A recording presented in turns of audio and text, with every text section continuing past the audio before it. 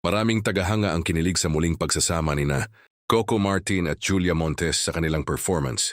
Sa summer, sa pamamagitan ng social media, ibinahagi ang kanilang mensahe para sa mga kababayang dumalo at sumuporta sa kanilang pagbisita. Hindi magsasawa sa piling mo. Bahagi ng mensaheng iniugnay sa kanilang performance. Nandito na po kami sa Samar upang magpasaya ng ating mga kababayan. Maraming salamat po sa pagmamahal ninyo sa amin. Saad sa post na agad namang umani ng positibong reaksyon mula sa kanilang mga tagahanga. Bukod sa kanilang performance, hindi rin nakaligtas sa atensyon ng mga netizen ang chemistry nina Coco at Julia. Marami ang natuwa sa kanilang presensya sa entablado, tiya't sa paraan ng kanilang pakikisalamuha sa mga taong sumuporta sa kanila. Kapansin-pansin din ang blooming at confident na aura ni Julia Montes. Maraming fans ang nagkomento tungkol sa kanyang fresh appearance at elegante, niyang dating habang nasa Samar, kaya naman naging isa rin ito sa mga pinag-usapan ng kanilang supporters.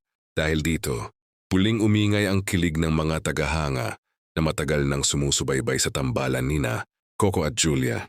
Para sa ilan, hindi lamang ang performance, tuloy ang kanilang inaabangan, kundi pati na rin ang mga sweet at natural na moments ng dalawa kapag magkasama. Sa huli, naging espesyal ang pagbisita nina Coco at Julia sa Samar dahil bukod sa pagpapasaya sa kanilang mga kababayan, muli rin nilang naparamdam sa kanilang mga tagahanga ang kilig na matagal nang hinahanap-hanap ng marami.